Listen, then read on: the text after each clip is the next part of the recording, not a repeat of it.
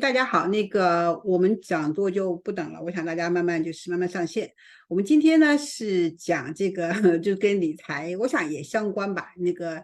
汽车的家用汽车的基本构造和养护，因为汽车也是一个很大一个花销嘛，对吧？所以呢，今天我是有幸请到我的先生，他是我们家的这个养护，所以我还蛮感恩的。就是他本身是飞机动力学博士，所以呢，他对发动机啊各方面就是很了解，而且很有兴趣。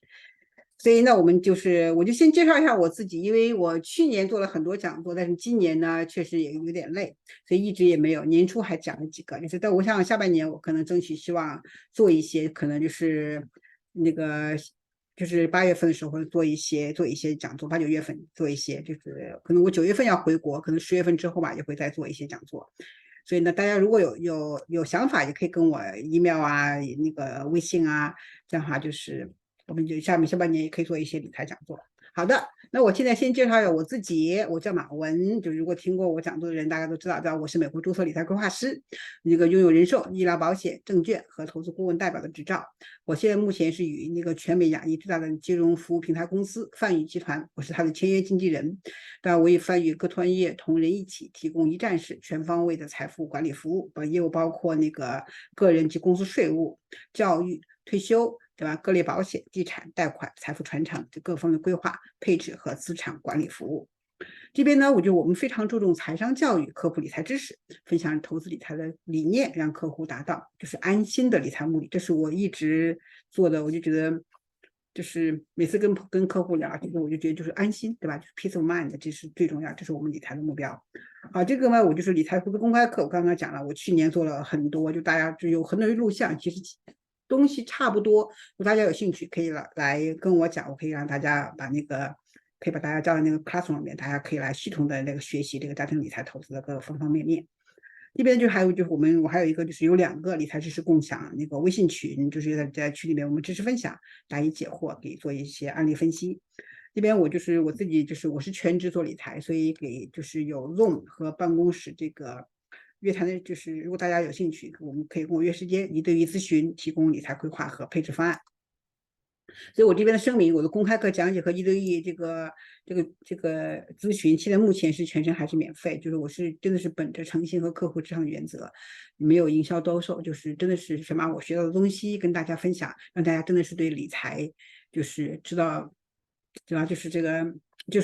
科普理财吧，对吧？因为这个现在越来越多的客户也从各方面，因为很多也是我客户的转介绍，觉得说慢慢大家对理财开始有一些认知，我觉得也真的是很开心，我做这一行，对吧？所以这个讲座呢属于知识科普性质，不是留投理财规划建议。就这个车呢，也是我先生他多少年的自己的经验积累，所以呢，今天就跟大家分享。所以他的 slide 呢是用英文，对吧？所以现在我就请他上线。好，他来讲，好吗？我来先欢迎。好，请上一边。不要弄得那么太正式，这是 a very practical thing。OK， 好。那好吧，那我们现在就开始哈。你就媒体OK 好。OK，我叫姚吉先，那欢迎大家到这个 join 这个 seminar。所以马文呢，让我讲讲大概车的基本构造和这个维护，所以大概花45到50分钟的时间。其实我想的话，尽快把这些材料go through 一遍。然后呢，剩下有一些时间的话，大家可以提问。我想在开始之前呢，先说明一点啊，因为这个有很多这个 terminology， 我这个中文确实不知道该怎么翻。我想这个其中一个目的呢，就是说是大家能够分享一点知识，学习一点知识之后呢，就是说你再去跟repair shop 或者是 dealership 做汽车维护，或者说汽车这个维修方面的话，能够更好的沟通。我想的话，我们可以学习一点这个英文的 terminology 这些方面的东西。另外呢，如果我能够讲中文这个 terminology， 我就会给大家讲。如果不行的话，我就是要用英文讲，因为这个我想这个大家应该可以谅解这方面的事情。所以 OK， 那我们现在就开始哈。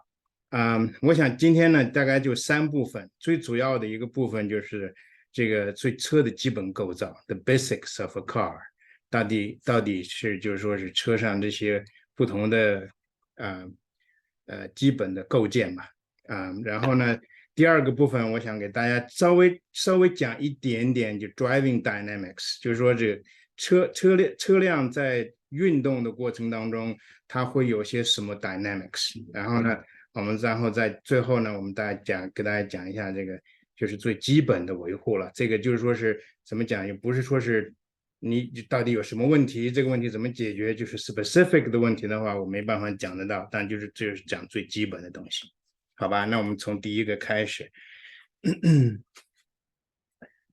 你就用对。OK，so 车的基本构造哈，我们现在基本上讲的是internal combustion engine， 所以我的 focus 也是这个。那么大家现在呢，因为最近几年那个 electric vehicle 就 EV 呢也逐渐的进入到那个 consumer 家里头。那这个的话呢，我们以后有时间我们可以再分享。那么现在我主要讲的就是 internal combustion engine ICE，然后从这基本这个列表呢，就是基本的我要想讲的地方，就是说从一开始的 instrumentation， 就是说你那个仪表盘吧，还有 steering wheels， 然后你的这个方向盘 ignition 就是你点火的系统 ，accelerator 是你的那个加速板，然后 brakes 是你的刹车系统。还有那个 gear shift， 就是你的这个齿轮怎么换齿轮呢 ？clutch 就是你的离合器horn 你的喇叭 ，mirrors and lights turn signals， 还有再讲到这个 hazard lights， 然后呢 windshield wiper， 然后我最后特别加了2个 component， 因为现在的汽车里面 electronics modules 很多，所以是 control modules。and CAN 或者我们叫 CAN 这个实际上是一个汽车内部的 network， 然后最终因为你要讲到 CAN 的话，你就一定会讲到 sensors， 所以这个汽车上面会有很多传感器，然后来帮助这个 computer 来可以控制你这个汽车的运行，所以我现在目前就我想 cover 这么多，我想基本上也差不多，但不是全部的车的系统，但是我想90%差不多有能够 cover 到这样子。OK， 所以从这个车的构造来讲 ，construction 来讲那我们知道有一个我们讲汽车那首先要讲到的是有 engine 对吧？然后你需要一个 battery， 然后你这个 battery 你没有 battery 的话，你就没办法 start， 对不对？你那个 battery run down 了的话，你的 engine 没办法 start。然后呢 engine 旁边讲到会有这个蓝的这一部分，说 engine 和 transmission 是连在一起的。transmission 的话，它直接就会驱动。像这个车呢，这个 picture 实际上是前轮驱动的，所以它这个 axle 呢 transmission 直接有 axle drive 的那个前边2个轮子。那个发动机呢，它会有排气，这排气系统呢，它会通过一个排气的净化器叫 catalytic converter， 所以它就把你那个一些废气呢净化以后排出去，这样的话就可以减少污染。然后呢，那个 muffler 叫消音器吧，比如说是 engine 的这个排气的会有声音，然后它通过 muffler 之后，它的声音就会逐渐减少。然后那之间连的管子就是 exhaust pipe，然后呢，我们会在车的后部呢会有the fuel tanks，然后这个是油箱，然后油箱里边会有这个fuel pump， 就是一个油泵，然后呢，它把那个油就会送到前面汽车里头。然后呢，汽车的悬挂系统呢会要有那个 shock absorber，然后呢，前边和后边每个轮子都有这个刹车系统，所以这个基本上的构造是这个样子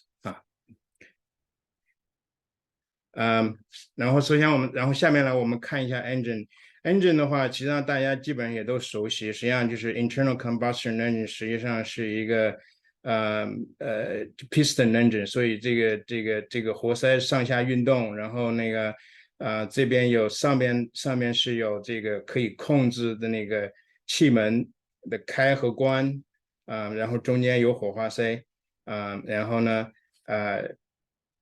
这个从进气管进来的话呢是是汽油和那空气的混合物，然后进来以后被点燃。那现在有的车是用的是就 direct injection， 就是直接点火的那个，那它那个汽油会直接喷射到了这个燃烧室里头，然后再进行点火。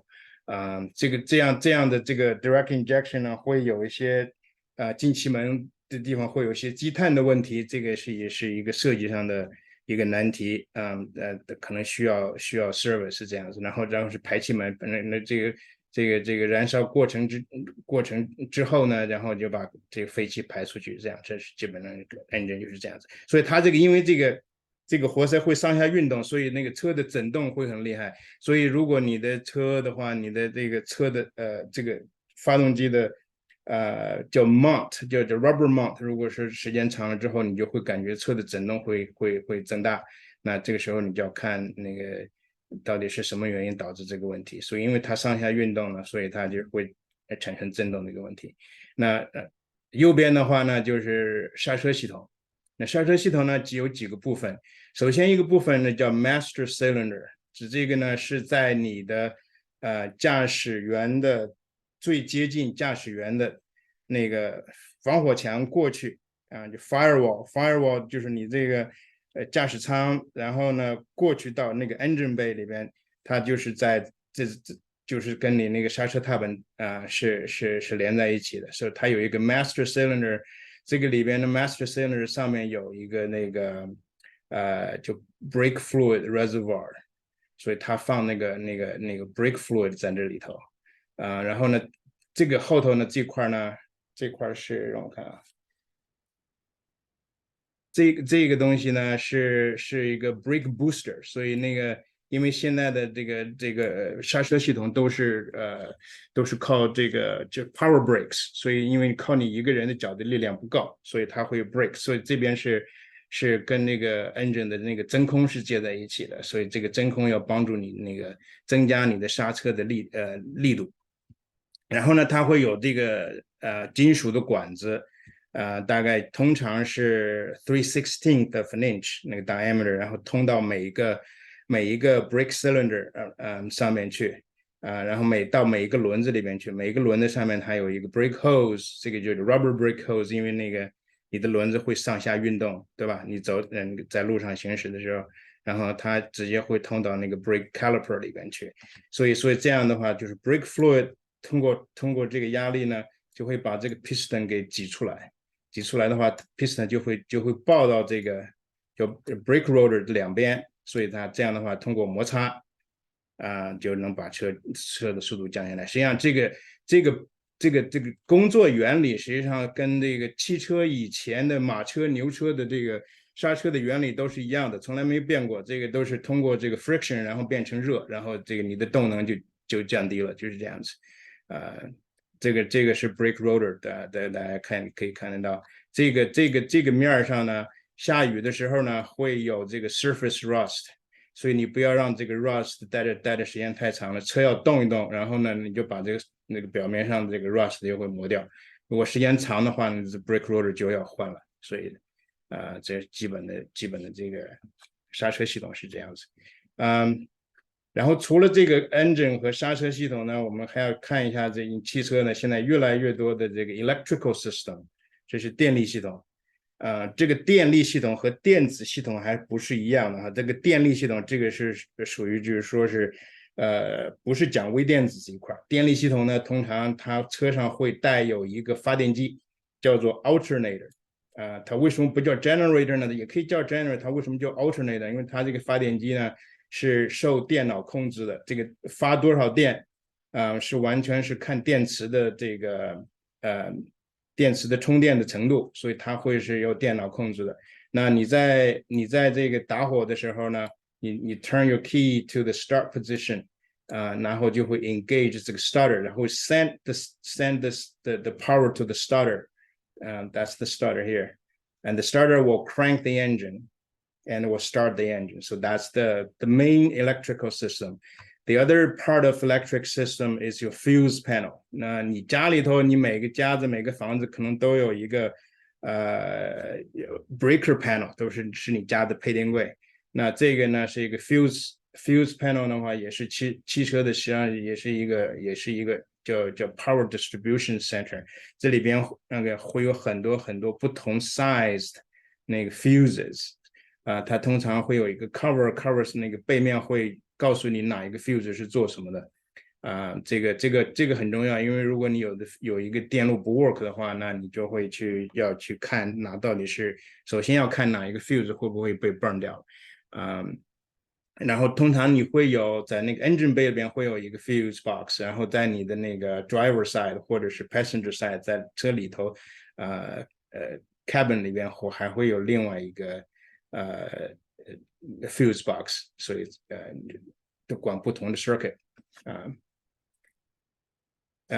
然后下边一个叫 cooling system， 为什么要 cooling system 呢？因为你这个 engine 是效率没有100%吧，它没有办法没有把这个化学能量这个汽油的化学能量完全转变成机械能，所以它会产生热量。产生热量的话呢，就需要把这部分热给拿掉，给送出来。这个 cooling system 就是做这个事情的，所以呢，它会通过这个一个 pump 一个泵，然后呢来循环这个 coolant，从那个把这个热从这个 engine block 里面那个热给转到这个前面的散热器，就 radiator，然后呢 radiator 上面有风扇，如果你车不动的话呢，它风扇就会启动，然后就 draw air in， 然后呢就 cool the coolant， 然后 coolant 就会循环里边去。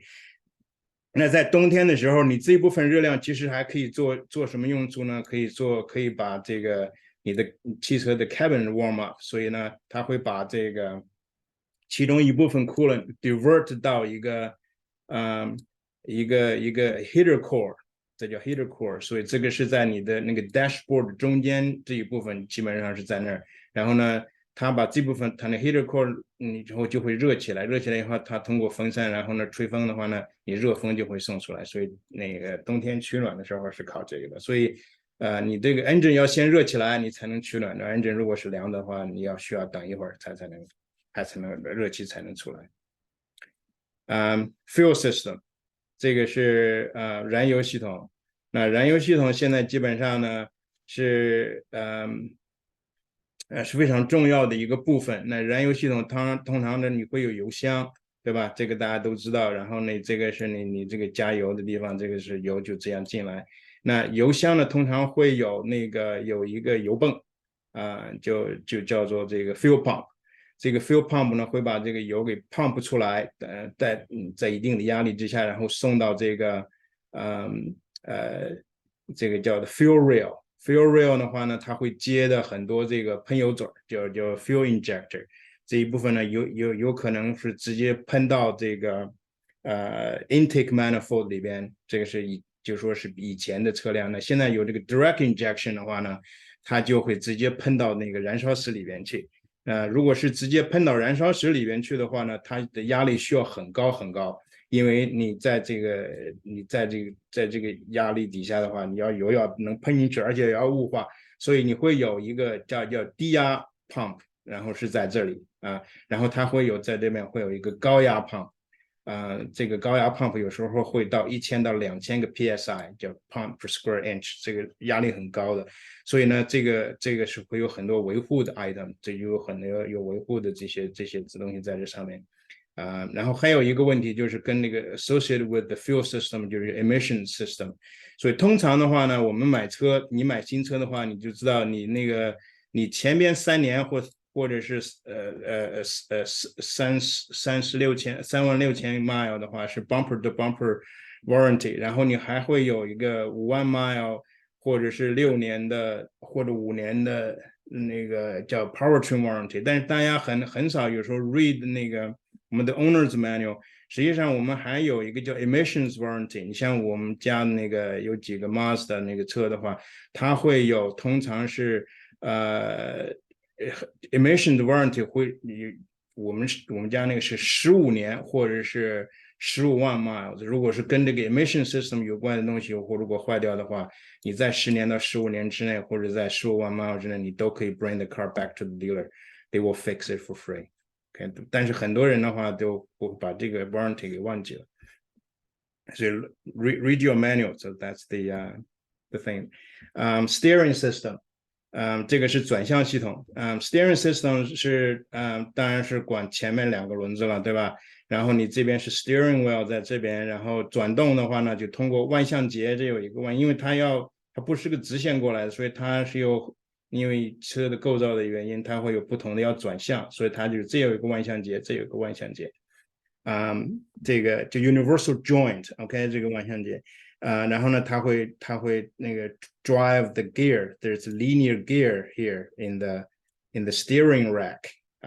这个会把，然后就会接到通过这个 tie rod， 有一个 inner tie rod， 那 outer tie rod。所以这是呢，就直接接到这个悬挂系统呢，这边有一个steering knuckle。所以接到这上面，然后右边这个示意图你就看，如果它这个 gear 会往左边转或者往右边转。它这个系统的设计实际上是非常 genius， 它左边和右边转向的话，它的这个角度和转的幅度是因为它这个设计的话呢，它是转向，它是自然的就会是转同样的，左轮和右轮是转同样的幅度。它是通过一个 ball joint 来实现这个机械设计是这样子。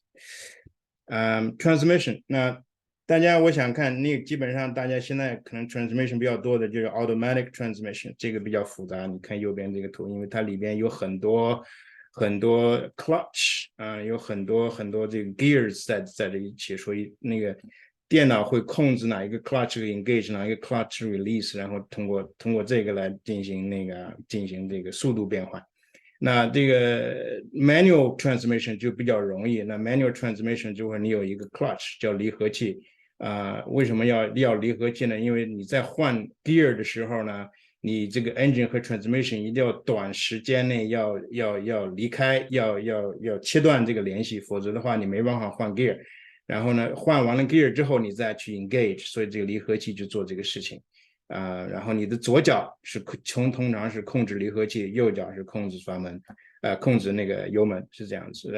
你离合器踩下去之后呢，你就用你的手柄，然后就换 gear， 然后换完 gear 之后，然后你的离合器回来，然后你就可以继续行进了，是这样子。所以这边就是主要是比较简单。就是维护也比较简单，但是就是需要你的左脚和你的右手要协调。那个 automatic transmission 呢就比较容易。那这块呢，这一部分呢，为什么 automatic transmission 你在踩下刹车车不动的时候，你发动机不会熄火呢？就是因为这边有一个叫torque converter。我不知道中文怎么讲。torque converter 呢，实际上它是通过这个 fluid 来 couple，是通过 fluid 来传递这个动力。所以的话，你这边是跟车轮子连在一起，车轮不动的话，那发动机可以照样转，因为它不是一个刚性连接，实际上是通过这个液体来实现一个耦合的这么一个设备。OK，suspension system 悬挂系统。那这个悬挂系统很重要，这个是跟你这个车行进起来的安全性有关，跟你这个舒适性也有关。所以通常你会有一个strut， 有 strut tower， 然后呢上面有弹簧，然后还有个 shock absorber。and 那个大家有时候会被这个 shock absorber 这个名字就misunderstand this because it's the shock absorber. Actually, it's not really absorbing that much of a shock. It's really just the damper. Because if the car goes through a bump, you don't want the car to keep on bumping, keep on oscillating, right? So you want the oscillation to stop right away. So that's the shock absorber. Basically, it's a damper. Most of the shock from the road surface is actually absorbed by your tires. So the choice of tires is very important. 所以那我想给大家一定要讲到这一点，为什么呢？因为你经常会要去 dealership 或者是 repair shop 有做你的 wheel alignment。你的 alignment 很重要，因为这个跟你的汽车的操纵性和安全性和你那个轮胎的磨损就有关系。那个这个 alignment 呢有3个parameters 首先一个叫做 camber。所以你如果 you look the car head on, right? You look at the car head on. If your tires are like this, this is called a negative camber. If your tires go like this is called a positive camber. Okay. Now you look at the car from top down. Looking the car from the top down. So if the 2 tires are kind of moving in like this, that's called a toe in. 就跟我们那个谁脚丫子，你站在前，你低头看你的脚丫子，你两个脚丫子离得比较近，两个脚后跟离得比较远，那叫 toe in。OK， 你的 steering wheel 在这儿，所以 toe out 那就是前面张开了，是这样子。所以通常的话呢，车那个 from manufacturer 它会有一点点的 toe in， 因为为什么需要有一点点的 toe in 呢？它是会跟那个车的行驶的线性的这个稳定性有关系的，因为你 toe out 的话，车会开起来会不稳定，方向感会不强，所以它有一点点的 toe in， 或它会 also 会有一点点的 negative camber。但是如果说太大的话，超过几度的 negative camber 的话，会造成那个轮胎的磨损。然后还有一个参数呢，叫做 caster。所以 caster 呢，这个是这个情况下呢，你看这个示意图，左边的话叫 negative caster， 右边叫 positive caster。所以你呢，当然是需要这个 positive caster。为什么呢？因为这样的话也是就是 steering 这个稳定性很重要。虽然这个positive casters steering 比较费劲，但是呢，它是稳定性很好。那费劲的问题怎么解决呢？就是通过的 power steering， 它会有一个 pump 来，或者是 electric motor 来帮你 steer。你去超级市场推那个 shopping cart， 它是个 negative camber， 转向特别容易，但是呢，方向性不强。所以你这个应该有体验。你当然你不想你的车有 negative caster， 你的车当然行驶起来需要 positive caster。轮胎，其实我一开始都想讲轮胎的，但是呢，因为这个需要 cover 的东西比较多，所以我在那就单独的拿一页出来讲。因为我们这个轮胎呢是属于一个消耗性的东西，因为每隔4年5年，或者你如果开的时间你开的比较多的话，那也许3年你就会要换一套 tires。很多人呢就是不知道到底怎么去 read 这个 tire。实际上 tire 的 information 实际上都在 tire 那个 sidewall 上面去。sidewall 就是这个就是旁边这个车的这个轮胎的这个表面。OK， 所以它这个你这个你要参考你的手册。所以这一块呢，你看它都会有这个有显示的。205是这个 width of your tire， 所以你这个是 millimeters， 是这边这是宽度。然后呢 60呢，这是叫 aspect ratio。aspect ratio 是什么意思呢？是你这个轮胎这一块的高度和你这个整个轮子的高度的比。那这个数字如果越小，就说明你这个轮胎这一块呢就越矮。那越高的话呢，你的这个实际上我前面讲的就是说你的 shock most shock being absorbed by the tires。所以你如果说你这个很小，你比如说到30、40的话，你那个轮子就这么大，你轮子这么大，你这个轮胎上面就很薄一点的话，you will feel every bump in the road. So that's that. And R is radial tires. 你汽车的 tire 没有内胎，只有外胎这就 radial tires。然后呢16这个是呢就 wheel diameter。这个 diameter 它的单位是 in inches， 是这个是 millimeters， 这个是 in inches， 所以这个是你的 wheel 的 diameter。然后呢，这个数字很重要，你要每个轮胎都有。这个数字是你的 load index， 就是你这个车你的载重量是多少。你不能你那个 manufacturer 给你的车，比如说92，你如果降到90或者降到85的话，那你的载重量就明显减少。你不应该用那个，就是说至少你要比这个你原装的那个轮胎这个数字要大，也不能少，最好是一样的。然后最后一个呢，这是 ABC， 这个叫 H， H 它会有 V， 会有 W， 或者是怎么样这个叫 speed rating。这个 letter 越靠后的话，那就说明这个轮胎的这个speed rating 呢会越高。就是轮胎你可以开到比如说是 H 的话，可以开到100 100 miles per hour， 你如果是 V 的话，可以开到110 miles per hour， 所以这样的话，它有一个这个 speed rating， 所以这个 weight rating 和 speed rating 很重要，所以你在买轮胎的时候一定要看好。另外一个呢，就是我讲到轮胎 ，rubber 实际上它会 dry rot。你放的那个地方不用，过上5年，它就会有很多小的裂纹，它就会 dry rot， 它就是不能再用了。所以你买轮胎的时候呢，一定要记住，你一定要跟那个 service shop 要讲，一定要买最新鲜的轮胎。那最新鲜的轮胎从哪里看呢？每个轮胎都有生产日期。所以你找着这个 DOT 是 Department of Transportation， 然后呢，它有一个 The Plant Code， 这个是做轮胎的那个 Plant Code， 这个你不需要管。The Plant 后边有四个数字 ，OK？I don't know why they make this thing so difficult to read, but it is what it is。有4个数字，前2位数字呢是指的是这个 week of the manufacturer，然后后边2位呢是年，像这个4313这个 tire 上面就是第43个星期，2013年第43个礼拜这个轮胎是被生产出来的，所以这个你去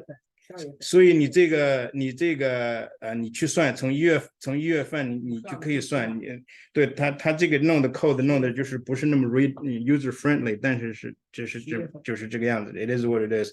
所以你要找，就是买最新鲜的轮胎。你要告诉你去 order 轮胎的时候，你要问，你的轮胎是到什么时候？你要最新鲜的轮胎，超过1年的轮胎最好不用。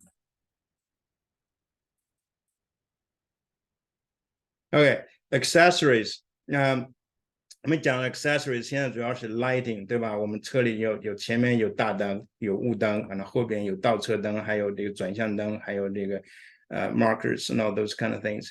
There are many accessories, and so that kind of gives you the enjoyment of the driving, and also the creature comfort and all sorts of things, like sunroof and moonroof and a panoramic roof and all those different things. So these things usually I think if something goes wrong, you can do the services yourself and replace those things. Usually it's quite difficult, it's not difficult to do at all. So it's quite simple. So we'll look at some of those things in later time. Instrumentation. So every car has an instrument cluster. So that shows you the engine RPM, that shows you the speed, that shows you your temperature. It is very important for the driver to notice, to look at the dashboard once in a while when you're driving. A number of things I wanted to point out. One is the oil pressure warning light. If you don't change your oil for a long time, your engine's burning oil, and then the oil level is low, and then the oil pressure light will come on. You will see this kind of symbol, okay?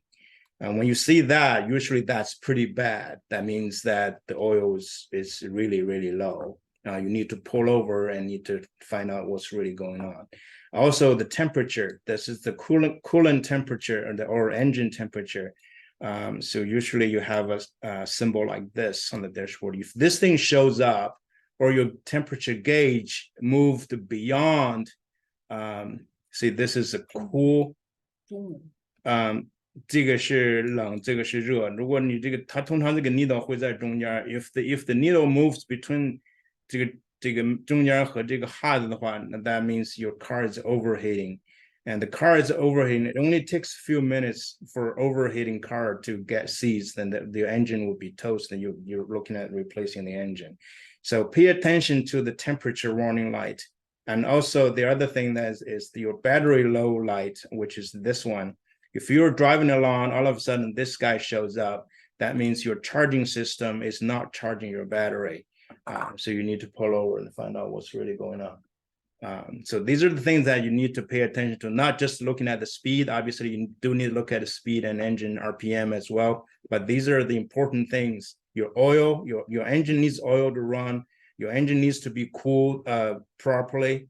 And so you need to watch the temperature and also watching your charging system, your battery. So driving is actually a full-time job. So you can, divert your attention to do something else. All right. But I'm not going to lecture you how to drive and how to be a safe driver anyway. So that's not the purpose of this seminar. Steering wheel 这个方向盘大家都知道，对不对？那方向盘通常每个车的方向盘的这个大小可能都不一样，每个方向盘的 ratio 可能也都不一样。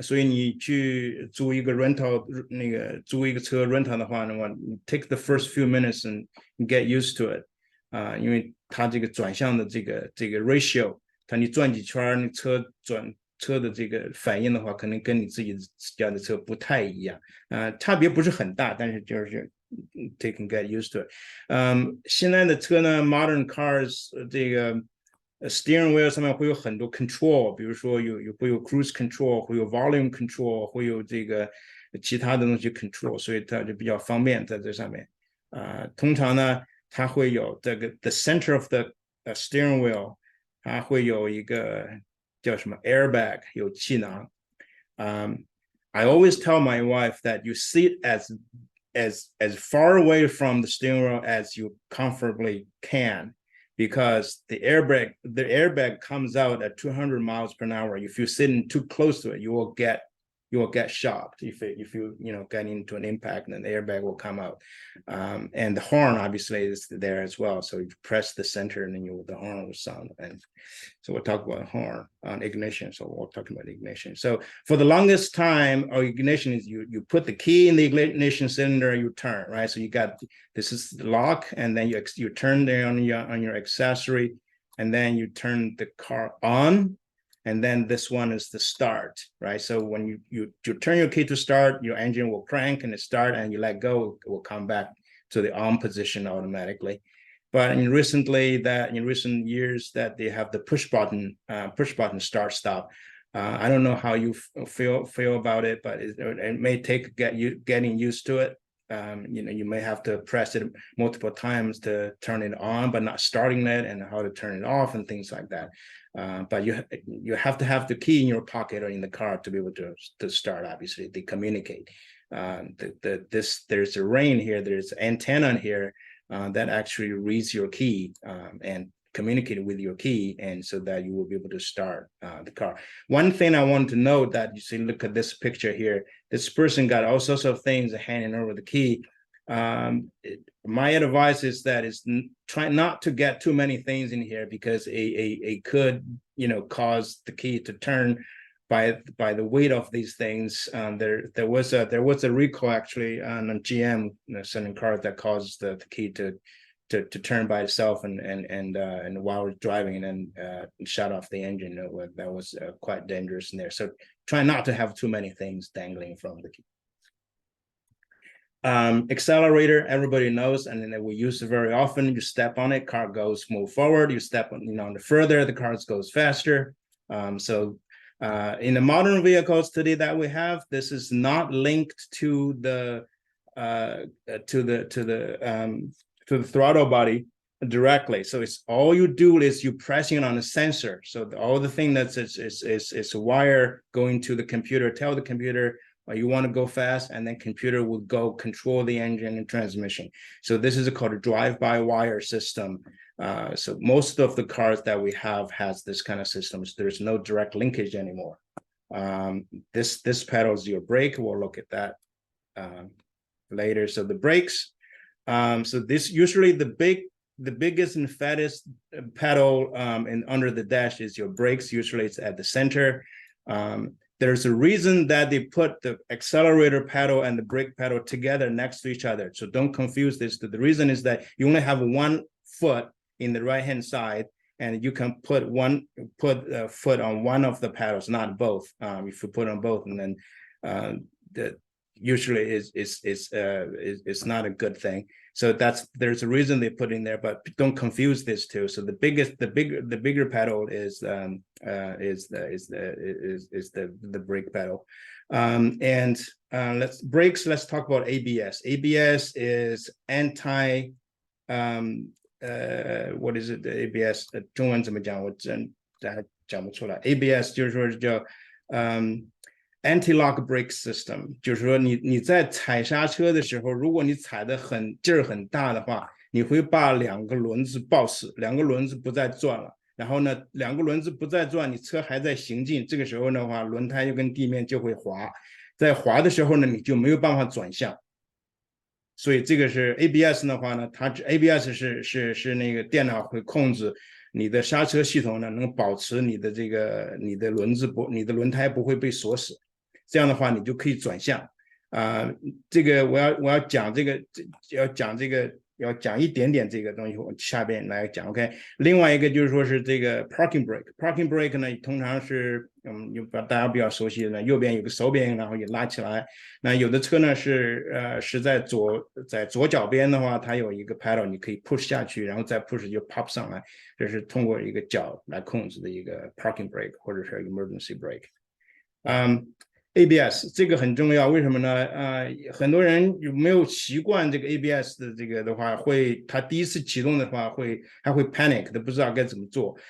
如果你踩下刹车，你会感觉到你的 pedal 会震动的话，这个是 ABS 正常启动的正常工作状态，它只是它会控制你的刹车系统的这个压力，然后一会儿。它会1秒钟会有 apply 大概有50到100次的这个刹车，它会一刹一松，一刹一松，这样的话，你这个轮子会不会被抱死？你这样的话，你就会转向，这个很重要。所以呢，通常你的车里边，一直是左手边或右手边，你会看到这就叫做 ABS controller， 这个 pump 和 controller 和电脑都会在一起。你会有很多这种3/16 of an inch 这个 diameter 管子都到这儿来。然后就从这儿出去，这个是很重要。你如果是没有经历过的 ABS 启动的话，你可以到冬天，如果下了一场雪，找一个 empty parking lot， 你 step on the brakes，and this thing will feel the pumping motion of your brake pedal， 你就会知道它是怎么操作的，是怎么回事。So don't panic when you feel the vibration. So that means the ABS is activated. 很多车现在都有 stability control。stability control 呢也是这样，它电脑这边还有很多电脑控制，对吧？stability control 的话，它因为那个车如果说你紧急转向的话呢，车会转；如果没有这个 stability control， 车就会转向，转了180度 facing the traffic。That's not good, right？所以你的车会 equipped 有 yaw sensor 和有 steering wheel sensor， 这有好多 sensor。computer gather all this information， 然后呢，它会 individually break the wheels。如果这个车这个方向要转起来了，然后呢，它会 break this wheel， or send the brake signal to this wheel， so break this wheel alone。So it will correct the motion of the car. So usually the driver doesn't really have time to respond to this kind of correction. So the computer can do that, can monitor the system as you drive and correct and for your safety. So and every car should have this in as standard these days for stability control. Gear shift, I think this is what we learned when we first to learn how to drive. The Prendl, PRNDL, right? The Prendl, that's the automatic transmission. And then on the manual transmission, you have the gear selector. Usually R is reverse, and the first gear is the low gear, just like the gears on your bike. And you start from the low gear, and then you move your way through. So obviously, you need to push the clutch pedal on the manual transmission. And horn. The horn is very important. Every time you go for a state inspection, they will check your horn because the horn is the instrument to communicate to other drivers that either there's a hazard or something that you need to, you want to alert other drivers. So make sure your horn works before you go to the state inspection. Mirrors. Mirrors is also important because we need to be able to see the traffic and the situation around us, and just make sure your mirrors are clear and adjusted properly so you can see your left hand side, right hand side, and then behind the vehicle as well. Lights. I've seen many cars that, driving, during the rain and during, the dawn and dusk hours, they forget to turn their lights on. It's important to have lights on because to be able to see and be seen by other drivers, it's important that they're aware of your presence and your driving. And the lights usually, if you find that your one headlight is pointing towards the ground, one is pointing towards the sky, that means they're out of alignment. And you go look at every owner's manual has the way to tell you how to align your headlights. So that's important as well. More lights. Now we'll probably skip all those things in the interest of time.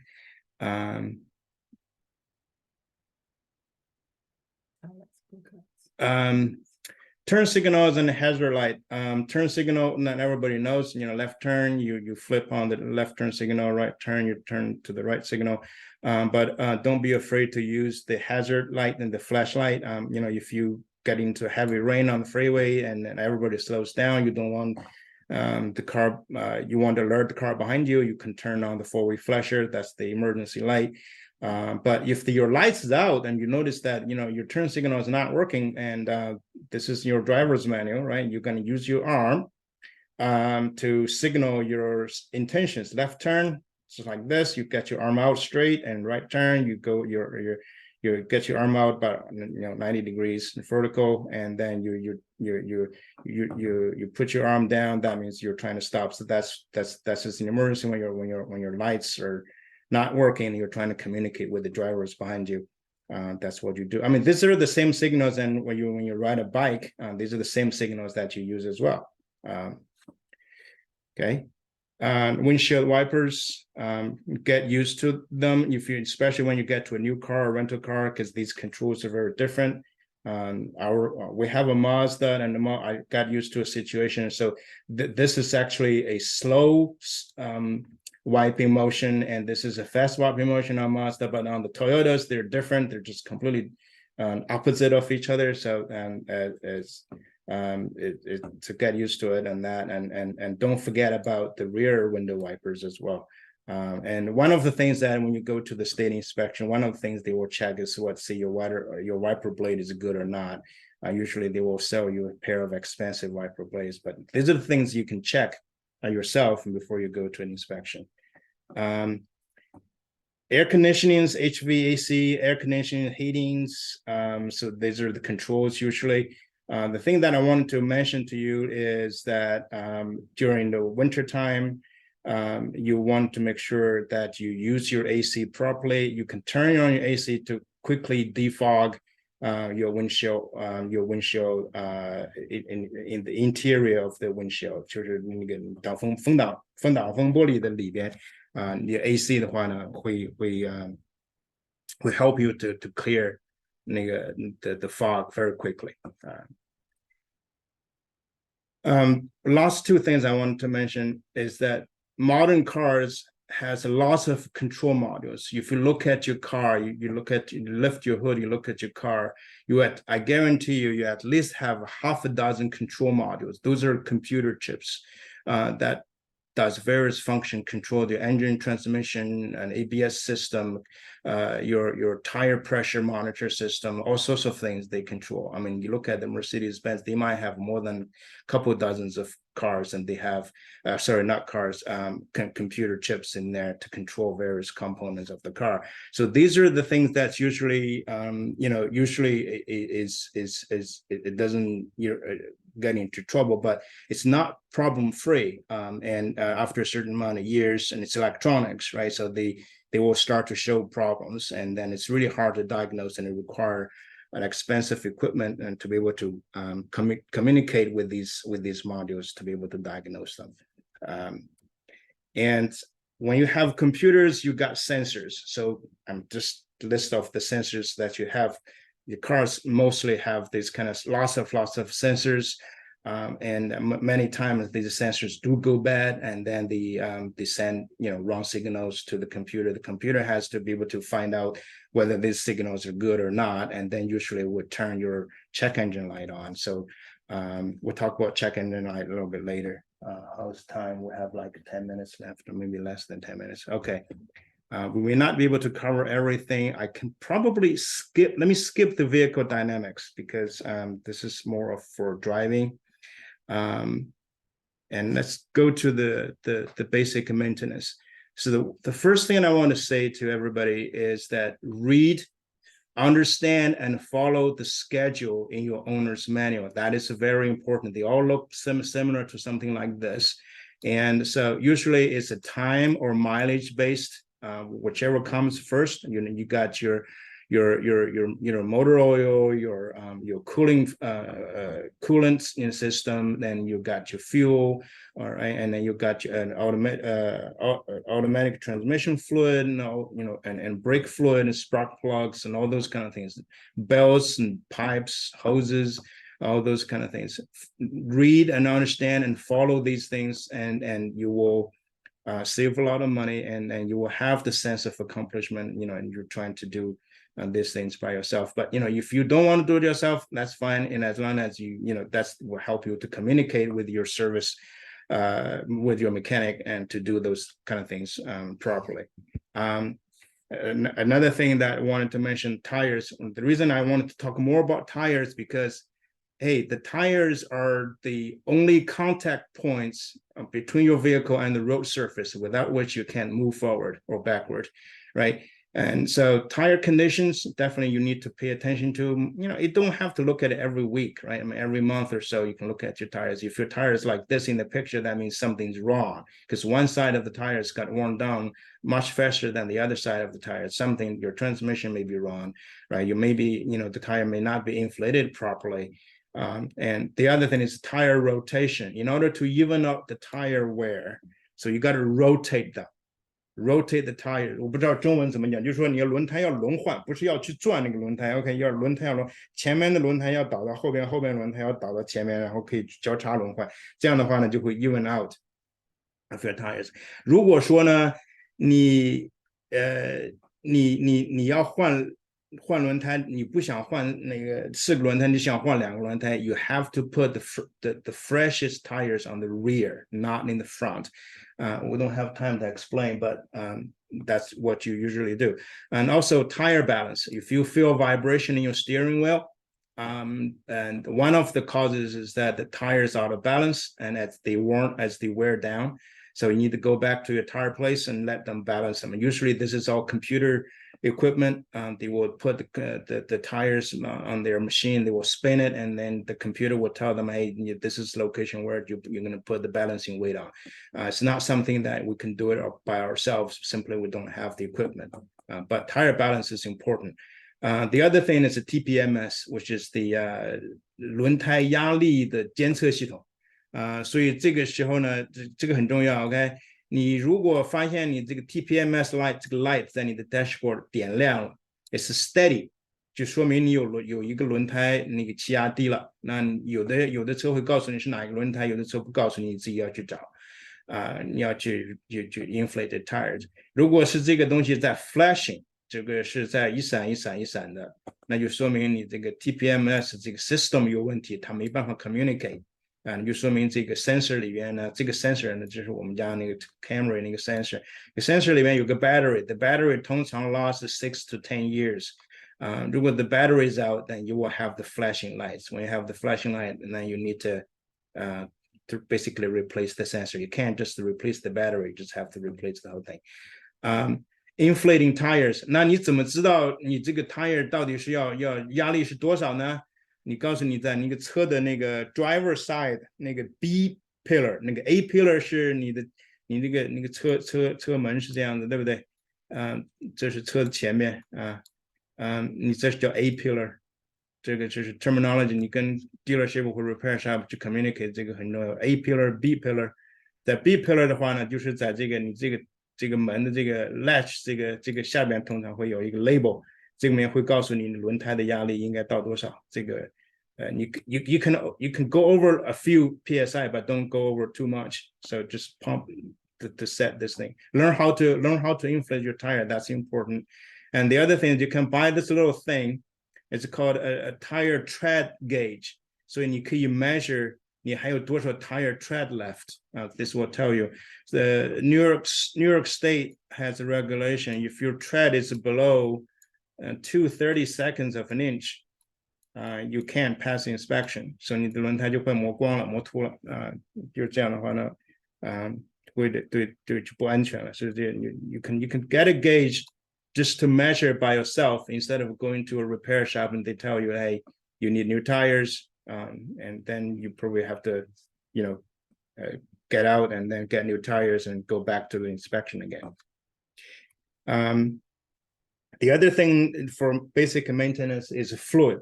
And fluid, usually people don't pay attention to fluid. Actually, the fluid is actually very, very important to the health of the engine and transmission.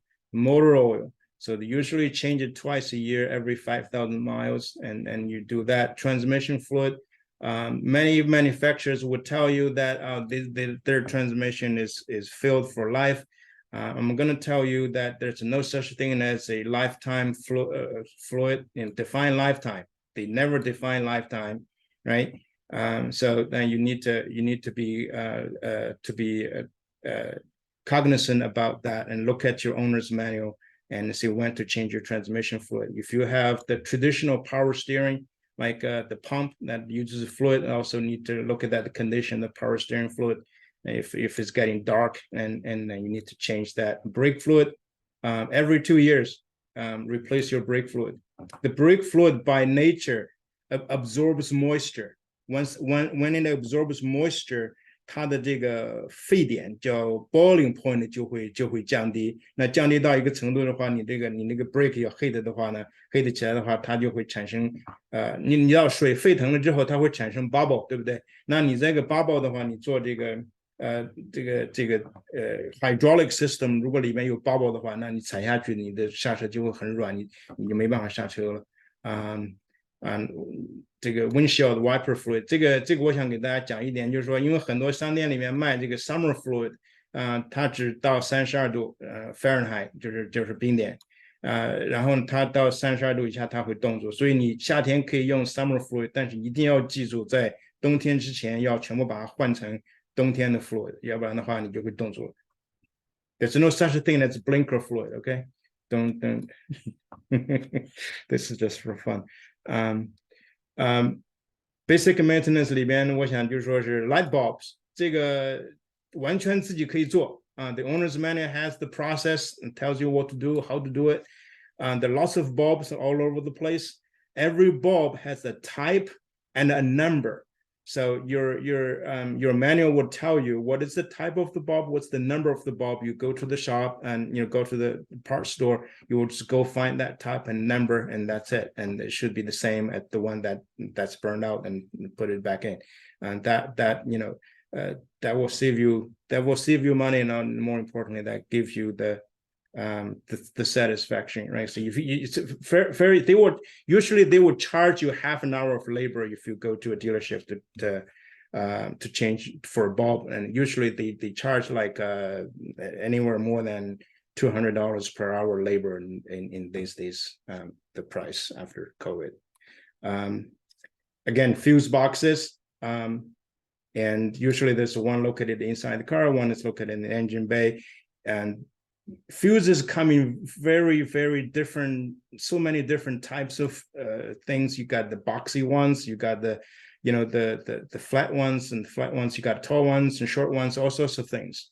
And if you find a fuse that's blown, don't just replace it. You need to find what causes the fuse to blow and to fix that cause, because otherwise you put in a new fuse, it will blow again. So that's the proper way of handling things. And also don't forget about the battery in your key fob. 你那个车的那个遥控开车门那个遥控里面 usually this battery lasts for a long time, but it doesn't last forever. So that don't forget about to change the batteries in your keys. One of the things of driving that we need to do is we pump gas, right? So obviously we need to know, well, as a driver, when to pump gas and how to pump gas. And when to pump gas, usually, you get your low gas light on and then you pump. And I would say in the wintertime, maybe a little bit earlier, once the gas gauge goes below quarter of a tank, and you start to think about pumping gas. The reason is that sometimes the gas has water in it, and in the winter times, freezing temperatures, you want to have a large volume of gas in the tanks to prevent the things from freezing. 另外一半就是 you need to know the octane ratings. So 87号汽油、89号汽油、93号汽油 what do they mean? These are octane ratings. Octane rating 越高汽油号就说明它这个它叫什么？叫这个 knocking， 就是它有一些 additive 在里边，它会防止你的 knocking。所以你的车，你 read the manual， 你的车它建议你用多少就用多少。你用这个，你比如说你的车是建议你用87号汽油，你用89号汽油 ，that doesn't give you any more mileage. But if your car is rated for 93, if you use 87, your engine might knock. So knock is really, really bad thing. It's 叫什么？叫 detonation， 叫爆燃吧。就是发动机它那个燃烧应该是不是那么爆裂的。如果是爆裂的话呢，它就会造成mechanical damage. One other thing, never top off your tank. Once the nozzle clicks off, just leave it off and call it a day. Because if you top it off, chances are you will send gas into your emission system. Emission has a charcoal canister. If you get gas in there, and then you won't deal with endless emissions problem. Your check engine light will be on, and that's not easy or not cheap to fix.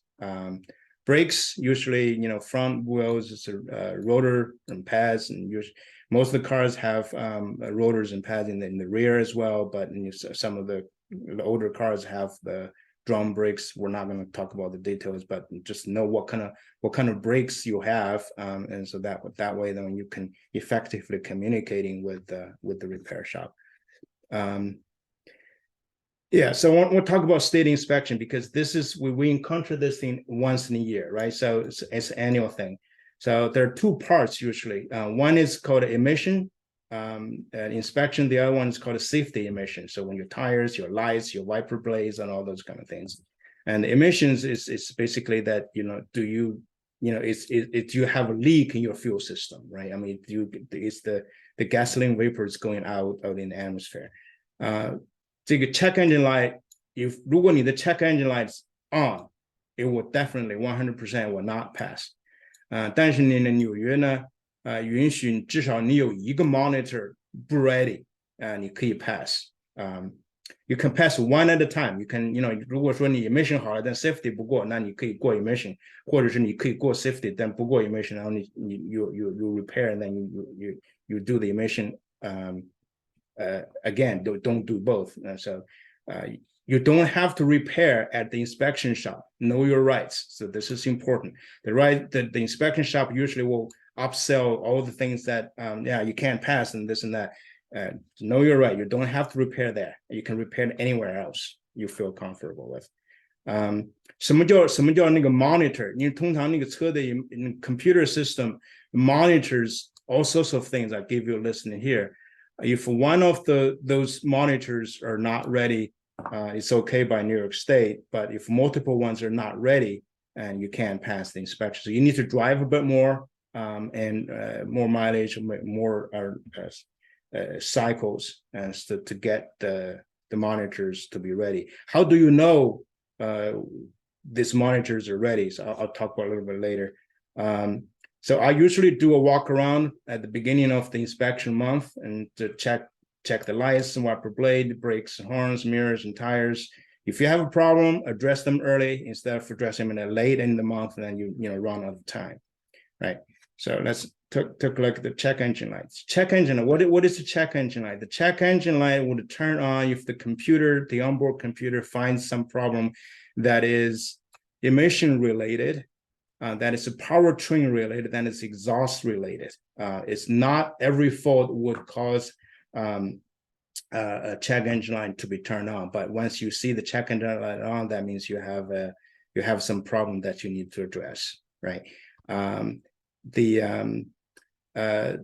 do you know, right? So the car, every car later than 1998, I believe, and has the OBD2 ports, so onboard diagnostic 2, it's a standard 2. So there's early one, there's OBD1 that's prior to 1990 something, 1995, but we're not talking about those things. Their cars probably out of the road and out of service already. So this is the thing that usually is somewhere on the driver's side under the dash somewhere.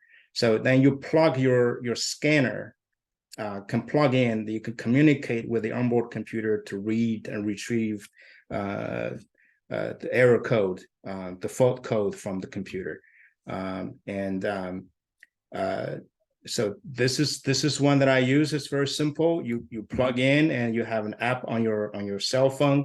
Then you connect to the cell phone through Bluetooth. Then you can monitor and read lots of parameters. And you can only read. It's a one-way communication.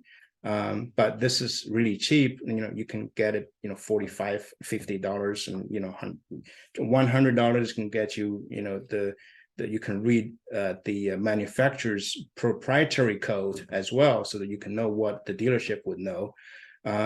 In terms of scan tools, the price is really it's a huge range. So you can get as you can spend a fortune on scan tools. Some scan tools, they're more than $10,000, but a mid-range scanner usually runs between $500 to $1,000, and usually gives you a bi-direction control. Then you can control certain components just like the dealership. Due to a recent right to repair bill, every manufacturer needs to provide a service information, because you're going to need it, because the cars are very complex nowadays. And the car's design and their working theories and principles are important to know, because not every car are the same. But dealers, you can get a day, maybe a week of subscription for a really low price. They are by law they are required to provide you the information. Some of the car manufacturers also would let you to subscribe their software, their dealer level scanning software, and then you can if you really need that, and you can use that. So there's all sorts of things that you can use to diagnose and to find out what's really going on. This is the last page. I'll leave it there. We're over a few minutes. I apologize. And so that's what I want to mention earlier, that every car manufacturer has a service information website. For example, Toyota techinfo.toyota.com and Mazda serviceinfo.com. So these are legit OEM information. They're not expensive for consumer access. You can spend say $20 for a day or 2 days.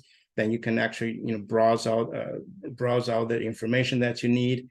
And it would also give you all the recall and dealer communication. The dealer communication is important. It's called TSBs, technical service bulletins. Usually there's a problem. It's not a recall. They identify a problem. They tell the dealership what to fix. You have access to those information through this resources, and also through the NHTSA, right? This is the government, so NHTSA. So this you can use this website to look at the recall information, TSBs.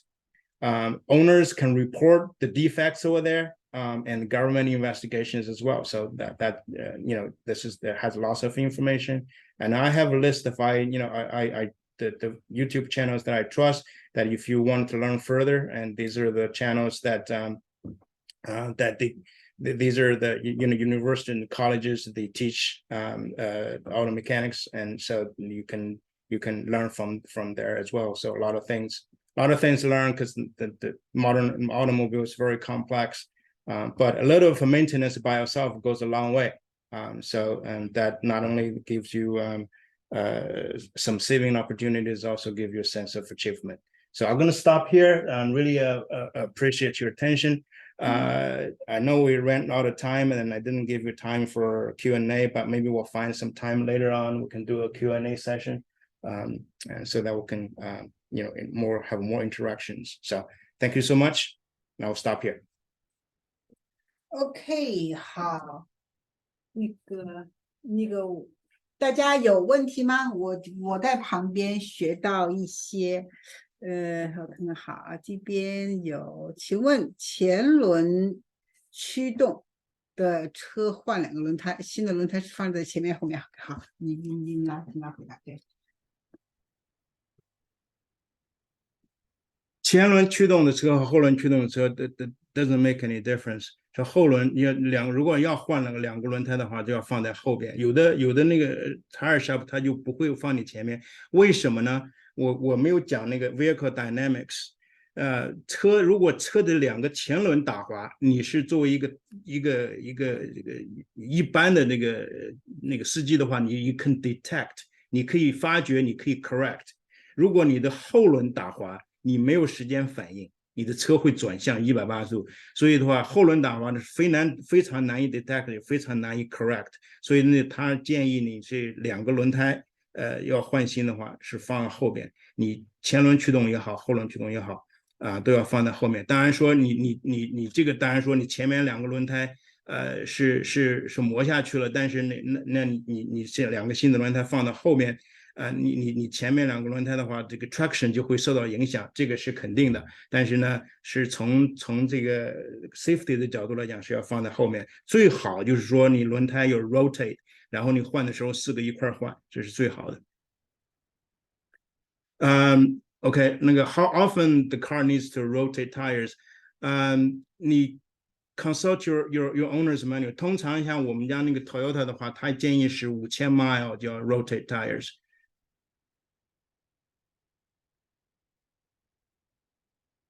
大家还有问题吗？抓紧机会，我是学到了很多，因为我们家都是我们姚博士管，所以我都不管，所以呢，对，所以这次很抱歉，因为这是我放的东西比较多，那我们再找一个时间，我们可以做一些那个。对啊，大家看看有那个有什么我可以再请他现在已经讲，所以呢，因为这个对吧，也时间也蛮好，加油时不能对好。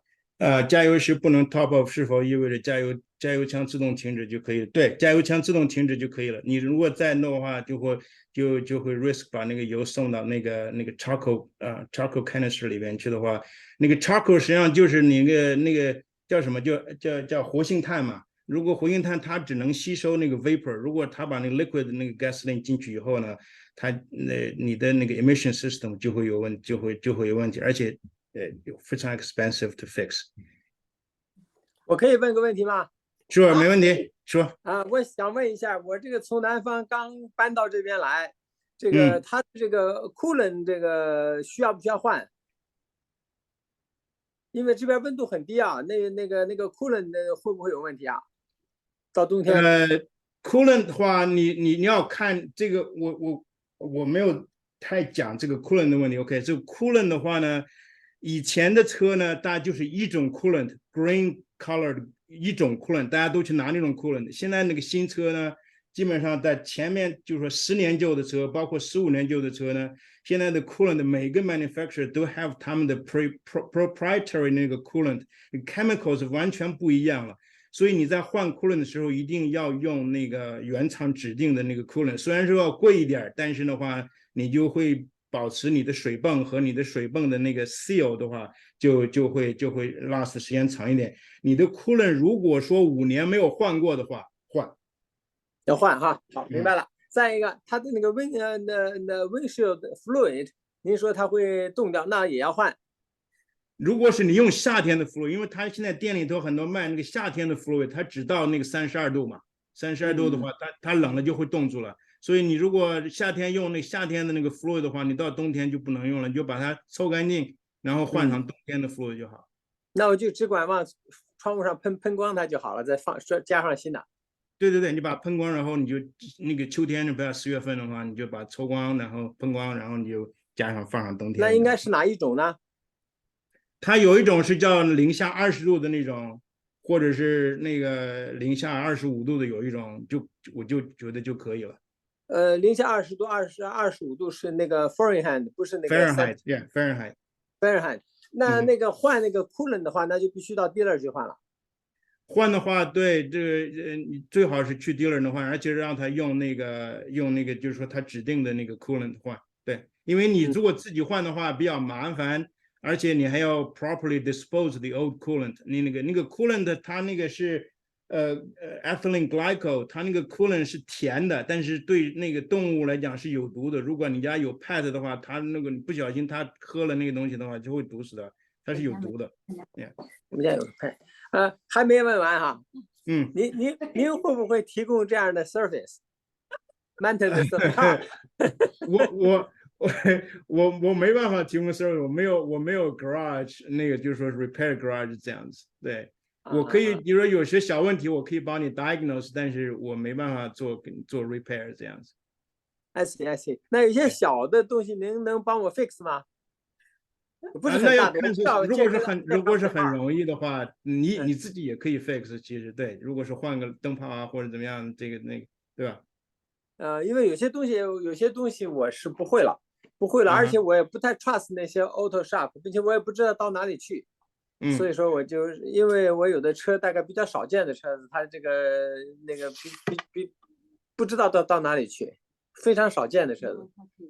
那你这样的话，你就看你 search 一下那个 service information。那个我讲那个有这个 the manufacturer they publish service information，所以你要去找他的 dealer service information 或者 repair manual。这边的话呢，你找到的话呢，你就会 follow 他的 process， 就如果是不难做的话，你就可以自己做。我是没有这个本事了。这个我那个车no service information is out there. You just have to buy them. It's not expensive. service 我那个车是一个汉米，所以说很难找到。是这样子啊。那你可以去那个找 dealership， 问问他们有没有 service information， 或者是那个叫什么 service manual。他那个如果他有。在以前他们是就是像一个 print， 就是那个 service manual， 或者是以前有几家公司它专门 publish 这样的一些 service manual， 你可以找找看。如果是比较老一点的车的话，你应该可以找得到 service information。你跟让 dealership 或者是给那个 customer service 那个 manufacturer customer service 打电话看他们有没有给你 give you some pointers。不是，我跟你讲哈，我大概没把我自己说清楚。我那个车是个汉米，没有 dealer， 是个汉米，就是那个 military 的那个 Hummer。OK， 没有，那 GM，it's a GM right？ It's a GM car right？ 对，是 GM car。那 where did you？ No OK， 那 if then you should be able to go to the GM service information. They should be able to. You should be able to find some information, I guess. I believe the specific company made it called America. They made the military car for the U.S. military. It's not really specific. It's the GM's subdivision, I believe. Right. It may be difficult to find, but I think you can still find those information. Google is your best friend, right? Okay. All right. Yeah. So I can go to the GM dealership. Probably they can give you the information. Yeah, I mean, maybe some of the car forums, maybe they might have some information there. Google, then sometimes eBay, they sell their service manual on eBay if it's printed. I mean, years ago they published the book. That's a big thick book, right? You can buy, but nowadays everything is online. You just subscribe. And then you should be able to at least give it a try and see if you can, find information. I mean, especially certain electronics part and sensors, all those things, it's best to follow the proper procedure. But if it's some mechanical parts,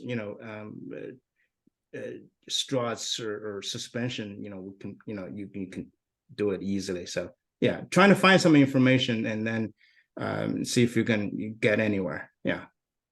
Okay, good. I have a lot of questions, but I'll ask you later because. Yeah, sure. We can communicate. Yeah.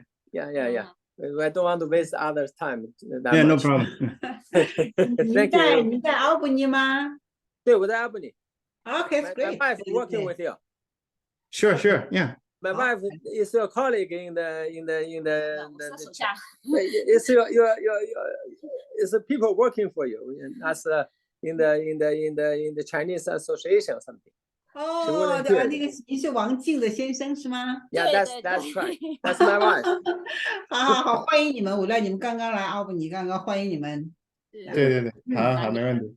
好的，那我们就大家还有问题吗？好像没有，都已经都好的，我们就没有了。对。I tried to change the registration of my car. They said I can register the car and do the inspection later. And how later I can